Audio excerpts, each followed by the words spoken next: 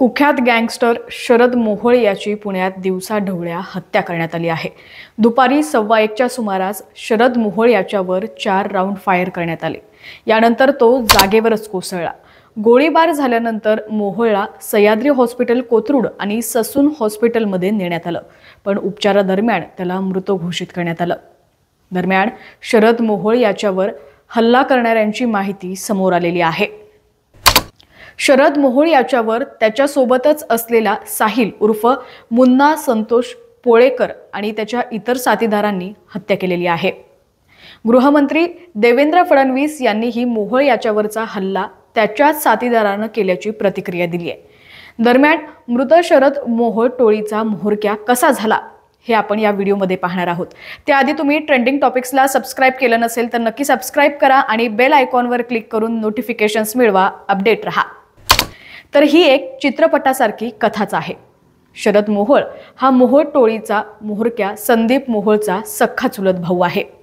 2007ला संदीप मोहोळचा गणेश मारणे टोळीने खून केला। गणेश मारणे सोबत सचिन पोटे ही आरोपी आहे। संदीपची गाडी चालवत असलेल्या शरद मोहोळने गणेश मारणे टोळी संपवण्याची शपथ घेतली। 2010ला शरद मोहोळनं गणेश मारणे टोळीचा म्होरक्या किशोर मारणेचा निलायम टॉकीज जवळ खून केला। लवळे गावच्या सरपंचाचं किडनॅपिंग आणि रॉबरीमध्ये देखील शरद मोहोळ मुख्य आरोपी आहे। तेव्हापासून शरद येरवडा जेलमध्ये होता।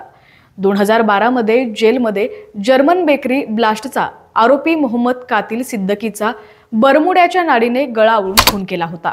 त्यानंतर तो छोटा राजनप्रमाणे हिंदुत्ववादी डॉन असल्याचं सांगत होता।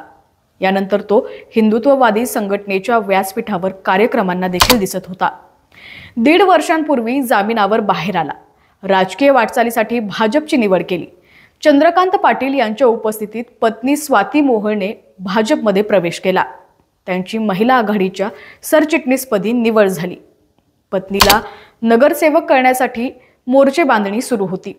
राजकीय महत्त्वाकांक्षेनंतर गुन्हेगारी कारवाया थंडावल्या होत्या।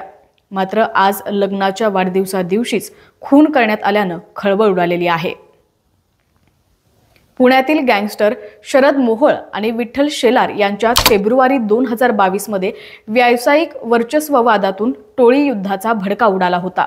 पोलिसांनी दिलेल्या माहितीनुसार शरद मोहोळच्या सांगण्यावरून त्याच्या टोळीतील सदस्यांनी विठ्ठल शेलारवर हल्ला केला होता। या प्रकरणी हिंजवडी पोलिसांनी गुन्हे दाखल केलेले आहेत।